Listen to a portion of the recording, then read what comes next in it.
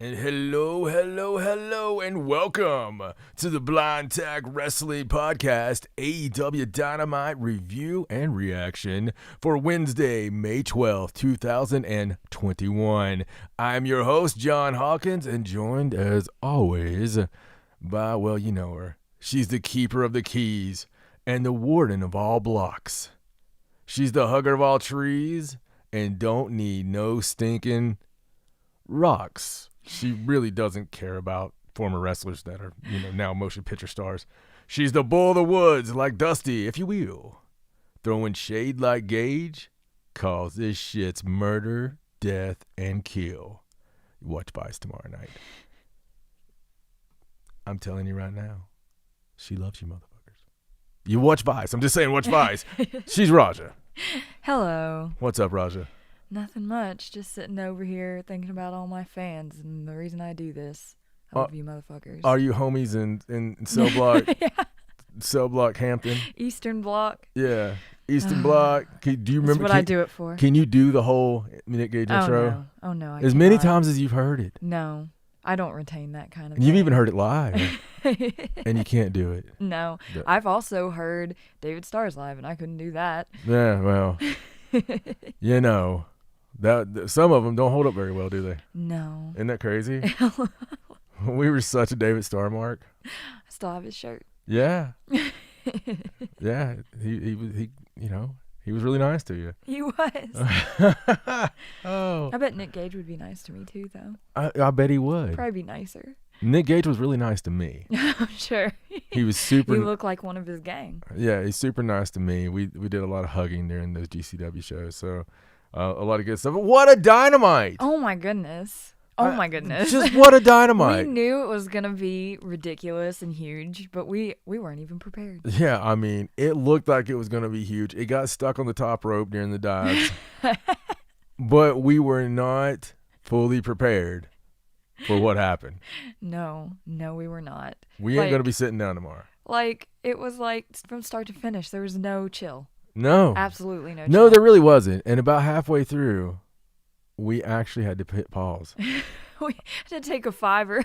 Yeah, I'm serious. We were just like, okay, look, we have to stop this because it's had everything. Yeah. And I don't know why. Maybe sometimes everything just hits on all cylinders, but it does go to the point that week after week, there's a lot of stars that they've made that we've watched grow, and we're happy with that, and we think it's a banger, right? We're like, developed star A versus developed star B. We're all excited about that. But then you get nights like this where you have like the elite in full force. Yeah. And you have the star, like you have the packs out there. You have the stars. And there's a difference. There's a noticeable difference. There is. And then you have stuff you never saw coming. Yeah. New Japan legends, crazy stuff. That you didn't expect to be anywhere near the level of what you got, No, not at all. And I think we need to start off with that. I mean, obviously, we start off with the intro tonight. Goodness. And, well, every time, just even on the music now, every time that the intro starts and they show the video package, I'm a big mark for the fact that they put something new in every week. Yeah. I think it's cool that you just change a little bit. And if you notice, this week, they had, MJF bleeding right beside Brooke. Yeah. Brooke. Who the hell's Brooke? Oh, God. Brooke Baker. Damn you, Brooke Baker. It's the evil twin. Wait. Do you think she's it would be the good twin? Who would? She'd be a vet, wouldn't she? Yeah. Brooke. Probably. Do you think there's a really sweet girl out there named Brooke Baker, and she's the long lost twin, and she's a vet? She's out there working on horse teeth. People mistake her for Brit, and she's never watched wrestling before. She's like, I'm sorry, I was watching movies. Hallmark movies. What kind of movies were you watching? Just movies. Raw romantic comedies, mostly. So my romantic comedy was the very fact that they start off showing them warming up. Yes. So you get Mox, you get Nagata. You get Nagata warming up. And we popped when we see him walking out. Yes. And son of a bitch if Narita wasn't coming out the second. Oh my gosh. I think I fangirled a little bit. Dude, I was like, listen, oh my God. it's not the same for a normal person as it is for someone who feels like you have a little bit vested interest in watching people come through the dojo. Yeah. So If you've seen someone since day one and you're like so proud of them when they start getting somewhere. yeah, like they should invite us for graduation ceremonies. Like as hype men. I'd probably send an envelope with some money in it and like best wishes, for the future. It's just like we feel like we're part of you. Yeah. It's like we currently wonder where Shooter is, Oh, Like, I talk about it every week. yeah, like where's Shota Umino at? It's he's one of our guys. I mean, I have a lot of my guys that some of my favorite guys. Oh my God, are young boys. Yeah. That's I mean, they're some of the best. And there's a reason for that. I should be a priest. So I mean, anyway, so they had this going on, and one of the biggest pops of the night for us personally came when you hear Mox's music. And Mox is coming out, and he's coming out to freaking Wild Thing. He's coming out to Wild Thing. And anybody who has watched anything, of course, you went back and you watched a little bit of Japanese wrestling to get ready for that exploding death match there a little while back. Yeah. You know about Onita and his Wild Thing, right? So Right. that's a big deal. It was a big, cool deal seeing. I mean, that's a cool theme song. It is. Just using real music. There's something so 85 Crockett about all of this that it fucking kills me. I just absolutely love the fact that we get. I mean that we get real music. That's such a little thing. Would thing. bring more of that in. You would think that's such a little thing, but it's a huge thing. It is. It's such a huge piece. I am here to tell you. Mid-'80s wrestling would not have been the same if the Road Warriors, like there would not have been a Road Warrior pop if it didn't start out with I am Iron Man. Sometimes the music is the best part. Dun, dun, dun, dun, dun, dun, dun, dun. And I mean, every time there's two guys shitting their pants in the ring. Because they just know. You don't want to hear that. It's just this thing you just know. Iconic theme music is important. I mean, my God, Dusty coming out to, whatever the country music song was that week. I mean, it's just, there's just certain things. The Midnight Express. Even with Chris Jericho coming out to Judas. Yeah. Which is a real song. Yeah, it's a real song. And everyone loves it. Yeah, I mean, I love the fact of using real music. Mm-hmm. It was so iconic originally. Like in the 80s and the boom and all that. Just coming out to the real music was just such a big deal because like when I was a kid, it wasn't only like what's your name going to be, what's your finish going to be, what's your theme song going to be. Yeah, it's an important part. It was part of your identity. Yeah. And I think that a lot of wrestling fans are very creative people. Yes. So being a creative person, you're normally a big music fan as well. Yeah. It's not just wrestling. You're a big music fan. Yeah. And you live vicariously through a lot of the songs. Yeah, definitely. And, like for me, like there's songs that like maybe one line is part of my life. Yeah. And I identify with that. And the song could be something like I was hooked on crack till I killed my mom. And I'll be like, oh, God, turn that up. Why? Oh, I relate to it so much. Yeah, but it's about, no, this one line here. It was a beautiful sunset on that August day. And it's just like people don't, like normies don't get that. Muggles don't get that. But I get that. So anyway, Wild Thing, boom, coming out, feeling big. Two hard hitters about to go at it. Yeah, man. And all of a sudden, Nagata is like 20 years younger. It's 23 years ago. He's on TNT. He's not a day over 60. And he's walking out. I mean, you just felt it. It had a big match feel. Yeah, it did. It was a championship match, so it oughta. Even I mean, when it started out, get a few minutes into it, I'm just like, Jesus Christ, this is actually really good. Yeah. And they showed Rocky Romero in the crowd, there. a little office showing up. But, they went back and forth quite a bit. It's a lot of 1-2 coming in. They got to hit Avalanche Exploder for near fall. Mox, out on the rear naked choke, but the guy escaped and caught Mox in armbar.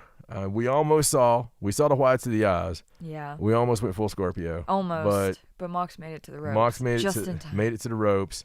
Nagata hit an enziguri, cut Mox open. Oh, hard way.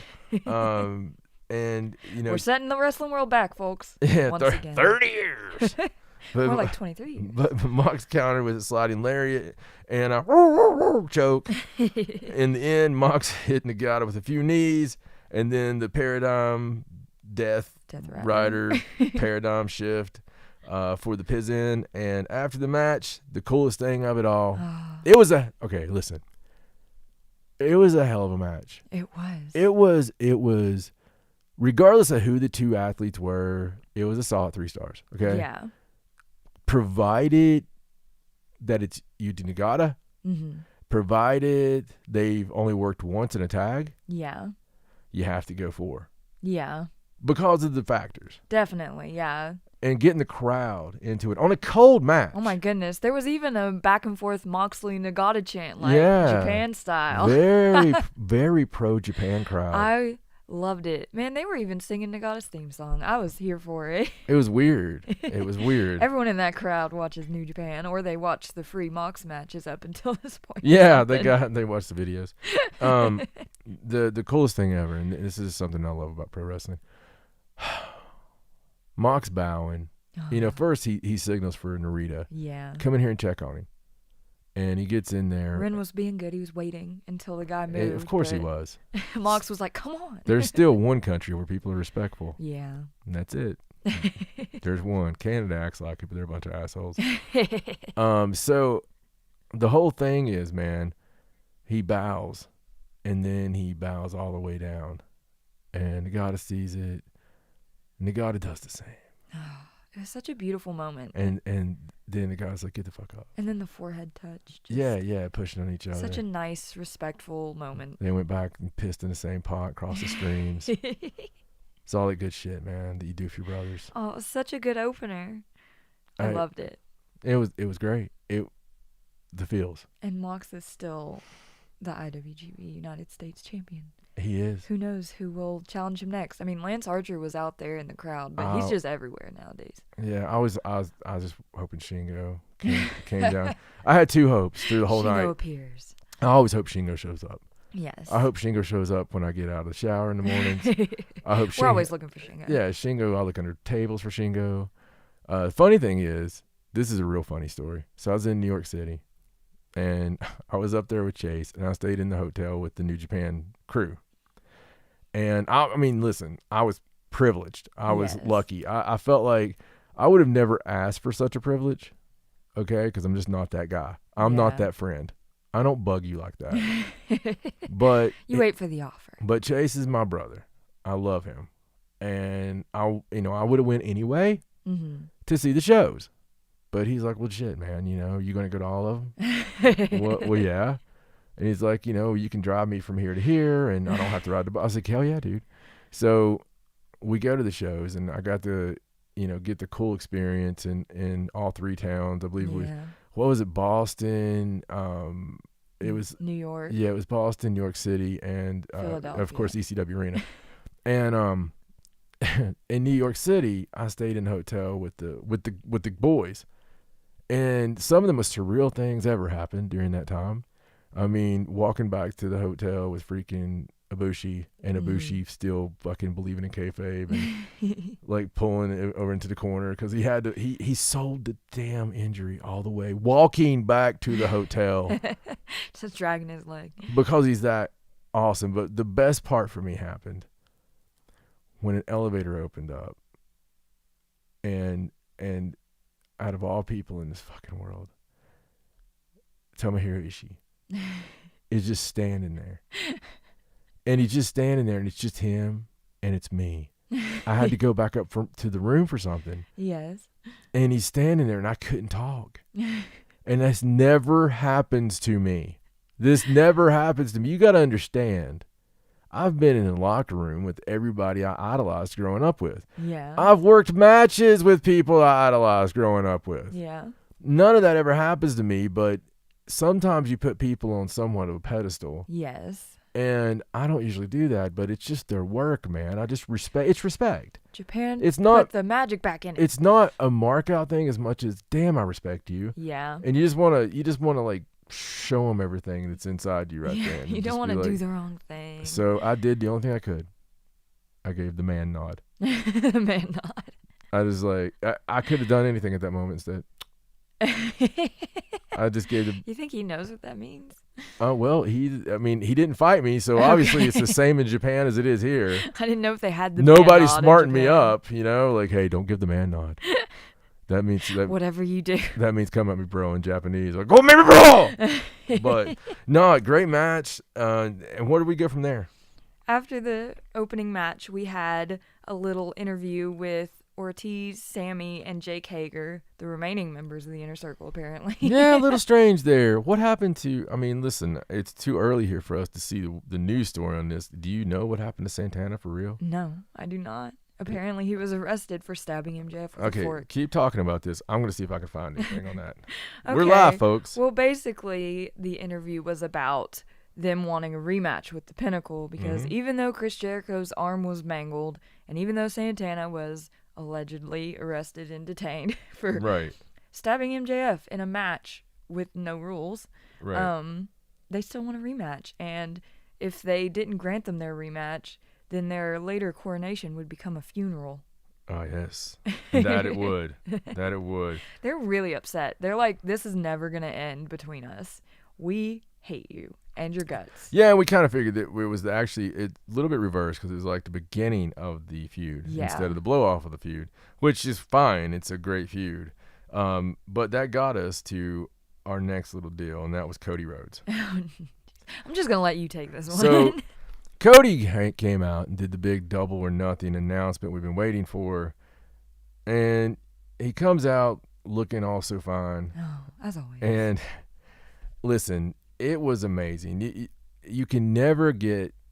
I grew up in the time of us having, dirty Russians and nasty Nazis, and as long as you came from another town, if you came from another area or whatever, another country, it was always something. We were always fighting some kind of Ugandan or madman from the Sudan or whatever. It was a bigger world back then because really, everybody wasn't connected on Facebook. Right. So everything seemed exotic. Right. Yeah. And you hated them, but so they were different. Last week, Anthony Ogogo puts the Union Jack on Cody, and but he also was running down the states and talking about division and all the problems that we have in the United States. Yes. And everybody can identify with that. Yeah. Regardless of what side of the aisle you're on, you can identify with that. And if you can't identify with that, then you're not old enough to identify with that because you haven't, been exposed. And that's not a knock on you. God love you, because that means you're not into that world of politics. You've not been sucked into the chaos that is the division that is basically fed by a media that wants us divided and a one world order that would love to see us always at each other's throats. So they make up old arguments that we had really outgrown and got past years and years ago. But with all that said, that's a different show. Yeah, that's called Paranormal Sideshow. Go now, paranormalsideshow.com, or listen to the Paranormal Sideshow podcast where I talk about that shit all the time. Anyway, Cody discussed how he's proud to be an American. And he talked about some really cool stuff here. He saw, like I said, Anthony Ogogo is running everything down, and you didn't come here to live the England dream. There was a immigrant that was an Italian American, and he held the title for however long. Thanks, Bruno. He didn't say Bruno. And he didn't say Shad Khan either, but he talked about, he revolutionized bumpers. Yeah. Whatever. From this town right here. And everybody's like, oh, yeah. Then he got really emotional. Really cool part to this. We all got emotional. He talked about how 60 years ago, blacks and whites couldn't even go to the same school in Atlanta. Okay? And he talked about segregation. Terrible time in our nation's history. Just a really black eye in our nation's history that, lucky for me, I didn't have to live through, and, you didn't have to live through, but it's still very recent for a lot of people. Yes. And it would be, and it should be. Yeah. So he was talking about how beautiful it is that, that was 60 years ago, but now his beautiful wife Brandy will be giving birth to his beautiful baby girl, and will have, both white and black identity, Yes. and not showing either one. Yes. Be proud of both. Be proud of both. And, he teared up for that. And listen, he man. called her the American Princess. Yeah. That's like her title now. And anybody who is a father, anybody who understands, all the pain in the world that everybody shies away from, all the crap we've all went through, okay, nobody wants to hear that noise. Nobody wants to hear anything about it. It's like that elephant in the room that we know the division, but we watch wrestling because we don't want to talk about it. And that was such a beautiful way to do it. Yeah. Because you weren't talking negative, and he was taking no party lines. Absolutely none. Yeah. And he just talked about issues that are issues. There's no doubt about it. And made it really beautiful, but then turned it around, made it wrestling, because by God, if basically you cast your checks here, buddy. You got the visa here. If you don't like it, and it was so dusty. It was so dusty. And the funny thing was, I just watched a bunch of promos. No shit. Earlier today, unprompted, I was watching some old Bill Watts and some old Dusty, and I was watching them, about a United States angle and all this stuff. And I was like, man, I missed that. I missed the patriotism. You knew what was coming deep down. I really missed it, because that was just something that was always really cool to me. And anyway, when he said, on this one day, Double or Nothing, he wants to match with the Go-Go. We all seen that coming. But yes. On this one night, there'll be nothing different about what I'm wearing. That'll be the same, because what'll be different is inside. That night, one night only, I will be the American Dream, Cody Rhodes. And holy... and we all cry. Holy shit. That was so awesome. Anthony Go-Go, it really sucks, man. But you can't win. No. You can't win this one. So I can't even unpack that one. So it's just too beautiful for words. You just have to experience it. It was really good, man. That was really good. But so we have this emotion, which normally you're going to get a little popcorn, right? Yeah, you're going to have a break. I mean, if there's ever been time for a Lance Archer match, something. No. They hit us with the Young Bucks versus SCU. Just right out of the gate. Tag titles. And this is it, man. This is it. SCU wins, or they're no longer a team. And former friends against each other. And Young Bucks, I have to say, early on in the Young Bucks, they were the coolest thing ever. Mm-hmm. They really were. They were smart asses, but they were funny. You don't want to laugh at the jokes, but they're funny jokes. They're throwing conventions out the window. They just really would talk taboo stuff, and it was funny, man. It was good stuff because they could back it up. They're talented as hell, and it was just really good stuff. They've truly transitioned back into those guys. I mean, they've done a great job. They're like exactly the same as they were. Great job. It's fantastic to watch. I even love, wearing $10,000 shoes in the ring. I love their new gear, and it's freaking awesome. So, oh God. Sorry, I was just thinking about Matt's face. The during the match, I don't know, man. Look, it looks like a spot where CD was supposed to, gig, right? I mean, obviously, it looks like it's set up for that. Yes. But I don't know if he was supposed to, take a chisel and actually open his skull. Just slam his face into the ring post. That boy was pouring the blood. A fountain of blood. That was like the tone of the match right there. That was beautiful. It was. I love seeing it. And I love that it left Frankie kind of fighting on his own against both of them, and he did his best. See, I kind of thought, well, here's my heel turn. I thought he wasn't. I thought Chris was not going to get up there to tag. Yeah. And Frankie's going to be like, you let me down again, and beat the hell out of him and all this stuff, and leave him in there to get beat. And the Young Bucks would be like, oh, what the fuck, and still beat him, right? Yeah.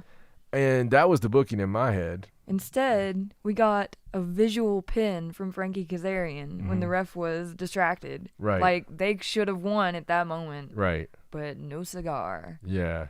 And we think in kayfabe that ref's dirty anyway. Yeah, we're pretty sure Rick Knox is on the take. I mean, come on. You can go back in history, and that's just, there's this, I always had my suspicions about Little Nate, too, so, Anyway, the match was really good. It was amazing. Multiple This Is Awesome chants. I mean, It was a damn good match. Yeah, it really led up to this moment where Matt did the whole mocking, yeah, I'm sorry, I love you. Yeah. And kicked Christopher Daniels. Yes. But CD kicked out. Yes. Which was not what I was expecting to happen. No. The I'm sorry, I love you was just fucking so hilarious.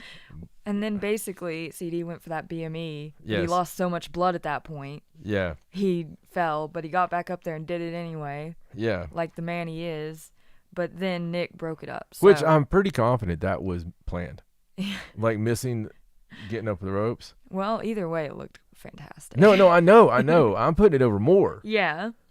He did great. Yeah. It looked like he actually fell off the ropes. I mean, I'd be in the back saying that shit was planned. Yeah. I'd be like, yeah, I winged that one. I was like, people see me lose all this blood, and I was just like, yeah, you know what, I'm gonna slip. And it's like, I meant to do that months ago too. And if that wasn't bad enough, the Bucks essentially cheated to win. Yeah. They got that cold spray involved. Yeah. For a minute. It's all good though. And the look on Frankie's face. Yes. When he didn't get there in time to break up that last pin. Just devastation. Yeah, that was a strange look. That was like you caught him beating off, kind of. It was like that look, like his life is over. Yeah, like oh. Oh God, it was so sad. But it was a big win for the Bucks, man. Yeah, and it was really again had to overcome 2 matches, 2 matches, and the best SCU match I've seen in a long time, the best Nagata match I've seen in fucking forever. So. Amazing promos. Yeah. And then leading into Mox and Kingston just causing trouble. Yeah, in the back, destroying the Elite's dressing room. We come back, Christian Cage is being interviewed, talk about his open challenge to Team Taz, how he's going to be in Casino Battle Royale, and he was interrupted by... Matt Sydal. Yep, and who told him that he was the one that signed the open contract for next week. Oh. And so... Joy. Yeah. But Christian was a little bit more Christian than normal. Because he was talking about, hey, man, isn't that how you came in, you go to watch, make sure you don't slip kind of thing. And that's more Christian, the little smart-ass stuff. Yes. But, my God. As if we weren't on enough of a high. I cannot believe this is a thing, but we hear our beautiful music again. Yes. So, Orange Cassidy coming out. But Orange Cassidy with his best friends versus Pac. With the Lucha Bros and Penta looking amazing, as by the always. way. But, yeah, dude. Match started out with Cassidy putting his sunglasses on, his Ray-Bans, and Pac smashed him. He's a bastard, right? He has to smash him. A limey bastard. Orange, immediately hit the beach break. Oh, man. And it really looked like he was going to slip over, right? Yeah. I mean, it really looked like it was going to be really quick. Anyway, he puts his hands in his pocket, tope, and he had another pair of Ray-Bans, this time with the gold rims. Pretty cool. Pac took control on the outside, slammed him into the barricade. Back in the ring, Pac hit 2 shotgun drop kicks. Was really kicking his ass from the top rope, and then the third one to Cassidy's back. Pac climbed to the back to the top. And Cassidy rolled to the opposite corner. He just doing his roll thing, his slow roll. Yes. And finally, he's gives him the little thumbs up and everything, which is funny as hell. Cassidy countered him, grabbed a victory roll for near fall. Pac hit a thrust kick followed by a Liger bomb for 2 before Cassidy rolled out to the floor. Now, here's the deal. That kick, all right? So, the super kick, thrust kick, whatever, it looked like it knocked him out. Yeah. Okay, it looked like he knocked him out. To me, it looked like that. I mean, this is how good it could have been, or they think really fast on their feet. Right. Because it looked like it knocked him for a fucking loop. Yeah. And it looked like he was unprotected on the Liger bomb. Yeah. Because he was unconscious. He's loopy. And then, he's being checked on. Aubrey's checking on him. He rolls out to the floor. Pac's not attacking him, which is not a very Pac thing. Yeah, he's just walking around like taunting the crowd. Right. To me, that wasn't very, like, waiting on him wasn't very Pac. And then they go to the break. Now, during the break, one of two things could have happened. That could have been what was supposed to happen, or they're scrambling, going, well, if he's concussed. How do we fix this? If it's concussed, let's make it a three-way, Who knows? I mean, obviously, it's probably the work, right? Yeah. But damn, it could. I mean, Yeah. if it wasn't, it's one of the best covers I've ever seen. Yeah. Considering Don Callis ran the hell out there, he probably had something to do with it. Yeah, but I mean, there's a lot of pros, man. There's a lot of pros back there. Yeah. That know how to cover shit. Yeah, and definitely. That's just something you gotta be ready for. He basically went out there and was like, Pac, we need a winner. Get him. Get him right now. Which he was playing on Pac's character. Yeah. But then Kenny come in, so that's when you kind of know, like, oh, okay. Because you wouldn't, I mean, it's not like he's doing that and doing code, like, right. Kenny's going to hit you from behind. It's screwery. Yeah, so, which you don't usually get here. No. In fact, this was a first. This might be the first. And you get the double, they're both out. So then Tony Schiavone, who has that one earpiece from Tony Khan, which I love. He gets all the announcements. Yeah, that one, the Tony Khan bat earpiece. And it's just like, hey, make the match. So he come out there and he's just like, hey, It's the Tony to Tony line. That's it. Oh my God. The Tony Square line. So, he goes out there and makes a match. And listen, I love it. Yeah. It's a three-way dance, triple threat, whatever the hell you want to call it. Do you think is it gonna be a triple threat? Because they called it a three-way, so I didn't know if they were gonna go triple threat or like do elimination. No, it'll be first pin. Okay. It'll be first pin. Well, that's a good way to get the belt off of Kenny without getting him pinned. Just saying. Well, no, it is. Logic-wise. I appreciate you saying that under your breath on a very expensive microphone that I think we're still hearing. No, but no, it really is, but I don't think that they're going to take the belt off of him. No, me either. Why he's got all the other belts. No, me either. I don't think that's going to happen at all. No, I think that you got to keep the belt on him till he gets to go through that. I think he's going to Roman Reigns, smash him and stack him. I think he's got to go. As long as they don't make a shirt. I'm sorry. He's going to have to still get that New Japan belt. So. Oh, yes. Either the United States belt or the world belt or something. The Never belt. In my world. It's just got to happen. So, amazing stuff, though. Interesting, right? Yes, definitely interesting. And as much as I was interested in seeing that match, I like this match a lot more because you get the interesting spots with Orange, but you still get that high impact with Pac. Yeah. It's like a little bit of everything. Yeah. Everything that we love. Absolutely. I think it's a good deal. Plus, you're getting the number one and the number two contender. Yes. So after that match, we went back to the backstage again to see the Young Bucks in their destroyed locker room. Yes, their Young Buckery. And they basically said that they're fighting champions. So next week, they challenge the Varsity Blondes to a tag team championship match. And if anybody didn't watch Dark this week, then you might have missed the Varsity Blondes with their new cheerleader. Julia Hart. So I love that gimmick. Yes. When they came out in the leather jackets, and it's really cool because, there's just, I've had somebody do that in the past. I'm not going to go into it, but I've asked somebody to wear their leather jacket before, and it was a really cool little deal then. I'm a big fan for that. So. Well, this was a two-part challenge because they then cordially invited Jon Moxley and Eddie Kingston to a super kick party at Double or Nothing. Yes, and imagine at a pay-per-view level, which the Bucks love to steal that show. Yes. Imagine Mox, Kingston, and the Bucks. That's gonna be some shiznit. God, that somebody might die in that match. I mean, I think it's gonna be. It's gonna be so hard hitting. Yeah, it's gonna be fantastic. They're gonna try and kill each other. It's gonna be fantastic, man. I for one just can't wait for the promos for the next couple weeks. Yeah. Like leading up. Yeah, no, it's good stuff. It really is. That's a hell of a match. I'm excited about it. Yes. So. And then we slipped on over to the Dark Order Clubhouse where we met Hangman Page. And Johnny Hungy's back, right? Yes, I'm so Everybody's happy there. to see John Silver back. So Hangman, he was just kind of, he was kind of okay with the loss. I mean, not okay with it, but it was. He said, Brian Cage, I know what kind of guy you are. I think I know what kind of guy you are. So you don't want to win like that. No. So we need to do this, and without Taz. And, without Ricky Starks, and he said, God bless him, because Poor Ricky Starks. Ricky, I'll hope you get back quick. Yes, we do. Because damn, it's crappy to not have you there. So, but maybe, hey, they can't miss you unless you're gone. Yeah, that's true. So, and maybe it's going to be a big thing for you. That would be amazing. Just a big old return. But Hangman Page and Brian Cage. So you have the Page Cage. Yes. Once again, part 2. Yes, and no craziness. No extenuating circumstances. This will probably be Brian Cage leaving Taz. I would imagine. So. I would say because they try to interfere.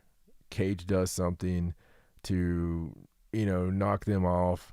And stop it from happening. And he loses. He's like, I don't want to win this way. He loses, and because of something happening, like, there's going to be something happen, and they're going to cause him to lose. Right.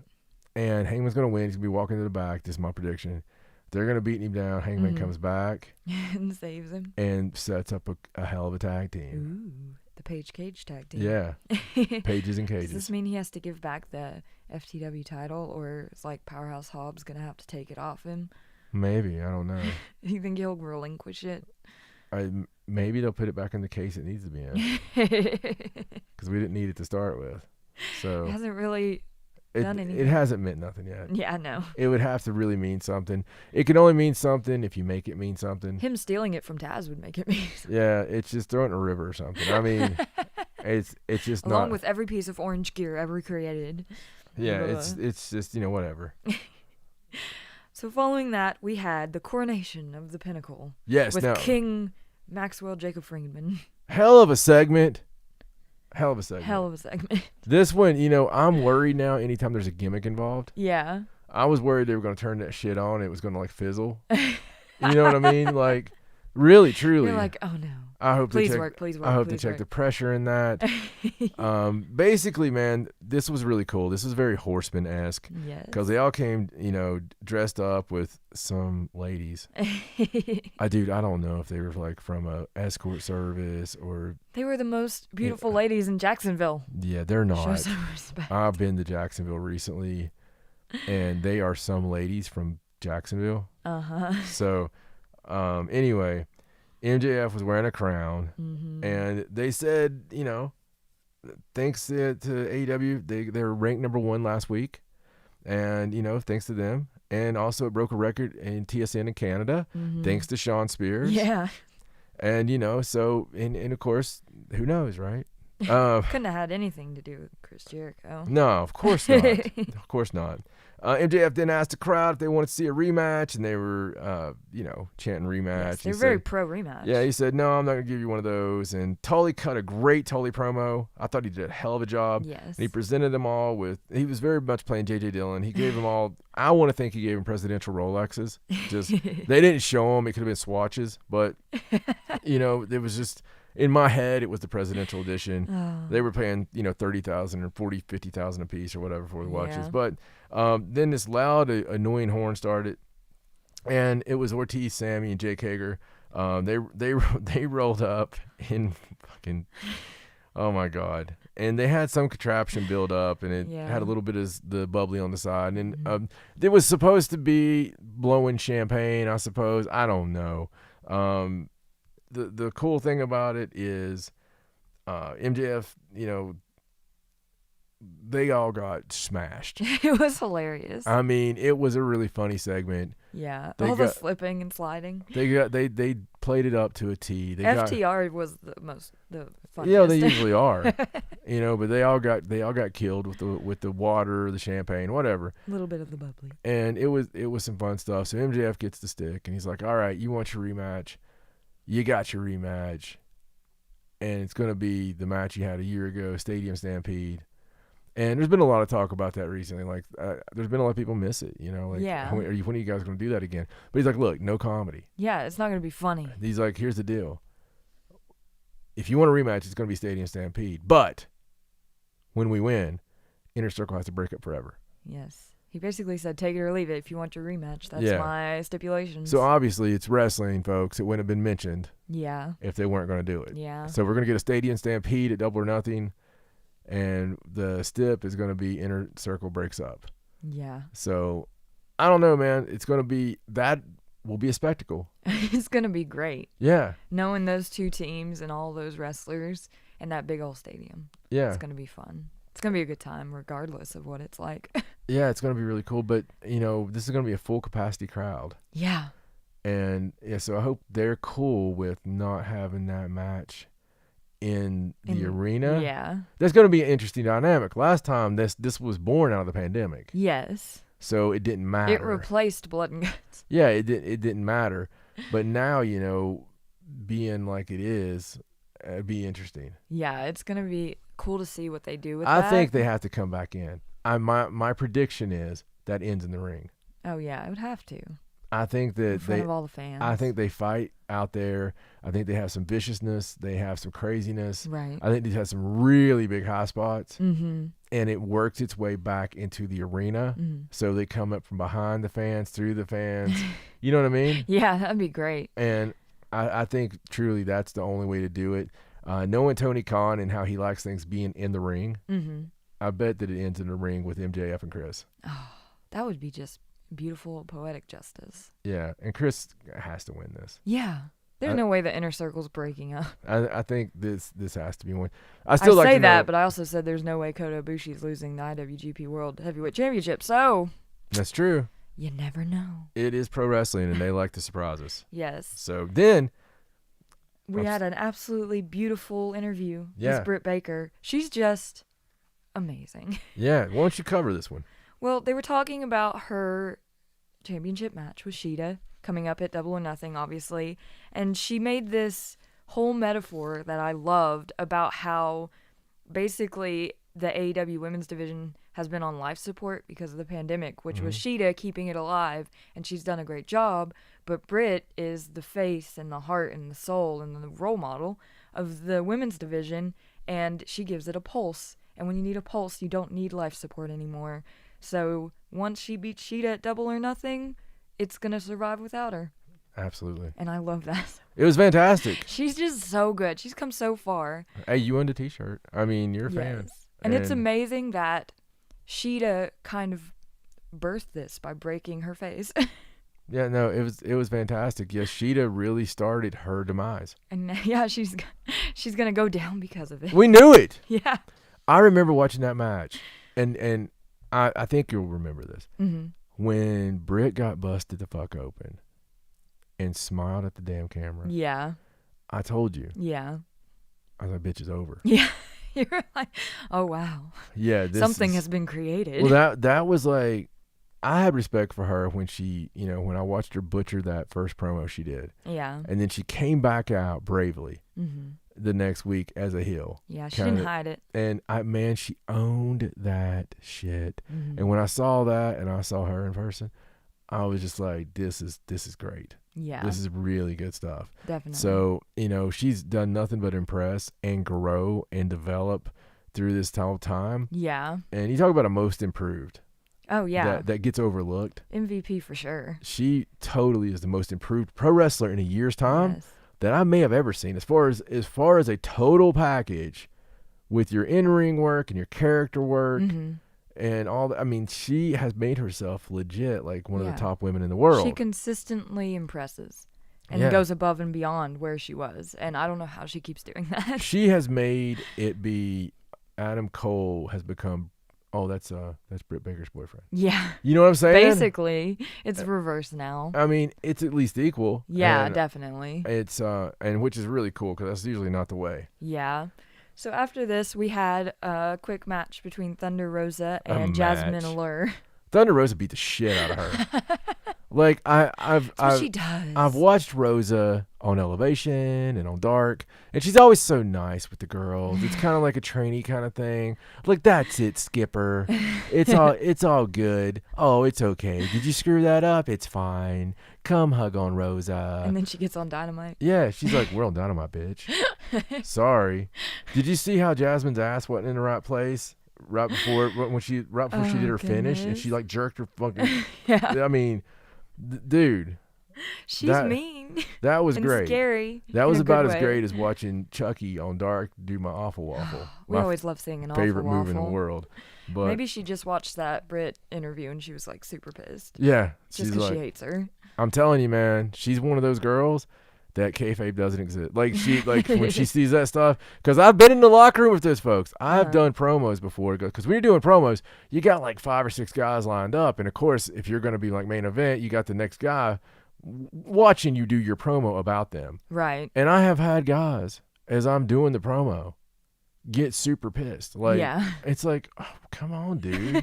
Are you serious? And it just makes you want to go in that deeper. But, you just want to do it more. I love people like that, though. It seems like she's like that because she really, really, really got into it. So following that match and continuing on with the women's division, we had another interview with Jade Cargill, basically saying that she can take care of herself, she can manage herself, and this was following... And what bitch is she? She's that bitch. That's right. This was following an offer, of course, from Mark Sterling. Yes. And she's basically like, I don't need anybody. What was that even needed for? I don't know. I don't understand where this is going. Could they not have brought me out? I mean, at least, you know what, though, she would have looked at me and been like, oh, damn. Okay. Damn right. I was living for her outfit tonight, though. It was fantastic. Yeah. It's that goth vibes. Yeah, well, I didn't notice. Oh. I was still... It's a girl thing, I guess. Yeah, I was still thinking about, other stuff, so it's all good. But then, where'd we go? Oh, and then we head right into the main event, starting with a beautiful little video. And another one of those Darby-produced videos. Oh, so lovely. So, listen, man, he's really good at this stuff. I hope that he really did hang out at that skate place, because that reminds me of so many places I hung out at. I could take people to some places I hung out at that were exactly like that, and be like, yeah, I used to, because you wouldn't think it was me, because I hung out with skaters, right? But I was just getting stoned over in the corner, It's just like they had the good weed. Yeah, I was just like, well, that had to hurt. Well, he basically got hurt and then ran back home to lick his wounds for a week to get ready for this match. You could look at it like that. I'd like to think that Darby is like, because he's in Seattle. Yeah. That he's like some rat for Soundgarden's kid, like probably like something really cool with the grunge movement, Right. And that's what, and like maybe Lane Staley's last, sperm before he OD'd on heroin. Oh no. And it created Darby. That's terrible. Well, no, it's a great story. Oh, goodness. So anyway. Well, basically, he was telling Miro that he hasn't done anything since he came to AEW and that he's generic. And yeah. He's like, I don't believe it. You? He's like, you come out here basically doing this comedy shit, and you're doing this, you're playing video games, all this stuff. And he's done this before, because he was telling... who was he? He was telling, you better show up and fight. Jungle Boy. Jungle Boy, yeah. He's like, show up. Don't be doing this stupid ass. Yeah. Listen, man, Darby gets a little cornet in him every now and then. He just wants to fight. Yeah. And he's like, you're never going to face anybody as tough as me. I mean, he wants the real person. I believed it. Yeah. Because all week I've been like, oh, he's getting smashed. He looked different to me in this, like more grown up and like sour and like I think it's because ready it to go. was the bottom paint. Maybe. Where he didn't paint the half of the face. It's like, that's his war paint. He looked ready to go, man. Well, he was ready to go. Up until he got out there. And it was a hell of a match. Well, it was a hell of a before the match, too. But let me tell you, folks, Miro is the scariest human being on the planet Earth. Yes. And it's just, if Miro wants it, just let him get it over with. Because Miro's going to get it. And it's, wow, man, he is so good. He is so good. He is. Like, a few days ago, we were all about Miro winning this. Yeah. But, like, halfway through the match, we were like, come on, Darby. Yeah. Come on, Darby, get up. Which is what's supposed to happen. Yeah, we were like, no, you can't lose now. Yeah. I mean, you've got the babyface facing incredible peril. Yeah. And, man, I love the moment where he basically is looking at Sting like, don't throw it in the towel, like... Yeah, and they fist bump. They fist bump, and he's like, I'm going to die now, Dad. And he's like, okay. Say a prayer for me. And, there were some nasty looking bumps in there. There was, and they were so fucking great. Oh, God. Most of them occurred before the bell rang. We have a new TNT champion. Oh, we do. A new face of TNT.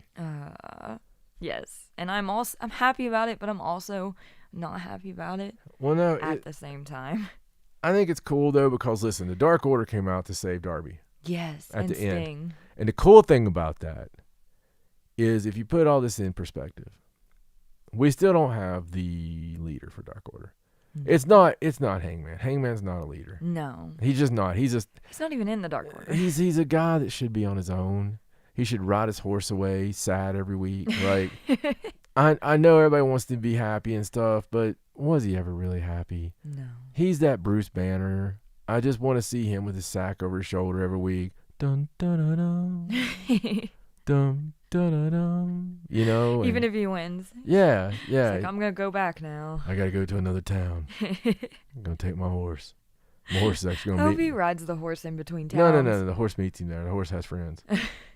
He's like, sorry, Hangman. I'm going to hang out with the other horses. I'm going to go ride with the elite to the show. Yeah. So, Sting would be a great leader. He would be. Because he's that straight guy. He fits. And I could see the comedy. I could see it. Because they'd be like, Stinger, you know. And can you give me a wow? I could see them all showing up as like old school Sting. And right. I mean, it would be funny stuff. But it would also be cool because he could teach them a lot of shit. Yeah, definitely. And, you know. And, of course, after the match ended, Lance Archer had to come out and make himself known. Yeah, and I guess that's the challenge, right? Yeah. Is Lance and Mira, seemingly. which be a slobber knockers. Yeah. They're going to kick each other's butts. Absolutely. So what we got coming up next week on Dynamite? So, announced so far for next week's Dynamite, we have an NWA Women's World Championship match between Serena Deeb and Red Velvet. Yep. And then we have an AEW World Tag Team Championship match between the Young Bucks and the Varsity Blondes. Mm-hmm. We also have Christian Cage versus Matt Sydal. Yep. And Anthony Ogogo versus Austin Gunn. So on paper, the weakest card we've had all year. Yes. You need to add some stuff in there real quick. Yeah. So very interesting to have the roster we have and put Austin Gunn on the card. Yeah. And I mean, I get where they're going. Like, he's trying to protect his family. I do too. And a lot of times we have these cards, and then when they happen, there's all this amazing crap that happens on them because they're out there and they have to have the weeks to build, you know? Right. But I argue that and say, dude, we have a roster of amazing, like, it you could have burners every week. Anyone else. Yeah. I mean, put Lee Johnson in there. I mean, right? I mean, anybody other than Austin. He's Cody's student. I mean, there's other shows for people like that. Yes, 2 other shows to be exact. Yeah. And the Sydals are never going to do anything for me. Me either. I'm sorry. Sometimes Matt has a great match, but I don't care how good of a work you are. When you come out there sounding like you're a yoga instructor, it just doesn't work for me. Like if we don't get it. If it seems like you should be asking me what my name is to put it on my coffee, then that's what you should probably be. I don't know. Listen, it's fine. It's fine. It's going to be great. Yes. I'm going to be there for it. I was there for it tonight. I give this thing just as many stars as I can. It's humanly possible. It was a hell of a car. Listen, this didn't slow down for a second. This was top to bottom the best episode of the year. Oh, yeah. I know we've had others that had all this crazy shit build up. To me, this was the whole card. Yeah. Was the best. Yeah, definitely. And this was just like the epitome of what AEW is. Yeah, I think this was everything AEW could be. Yeah. Like a consistent. Yeah. This is what we could have, and I think that's what we are working toward. Definitely. And getting there, because there's a lot more good shows. Yeah. Than there are. There's no bad. It's like sometimes there's like that wasn't a great show. Yeah. And I think the standard in the bar gets so high. Mm-hmm. That when it's anything below that, you're kind of like, sometimes you got to go into neutral. Yeah, but listen, again, it's gonna be fantastic. Oh yeah. And we'll be here to cover it, and of course, in between then, we'll have us a proper show. Oh yeah, definitely. So I hope you guys enjoyed it, and as always, please go visit the new website because it's badass, and Raj has got all kinds of wrestling news up there, and that is blindtagwrestling.com. Now that's different than our social medias because our social medias, everywhere you go is going to be BT Wrestling Pod. So this is blindtagwrestling.com. Go check it out. All the news you need on there. You can also get all that news. She usually shares it straight to our Facebook. Yes. So there you're going to go facebook.com/BT Wrestling Pod. And the biggest thing of all, for those, if you like the show, you like more of it, you want more of it, please help us and support us on patreon.com/BT Wrestling Pod. It is all very much appreciated. Yes. As all of you are. We love you all. We love you, motherfuckers. Yes. Until next time, I'm John Hawkins, and she's Raja. We'll see you later. See ya.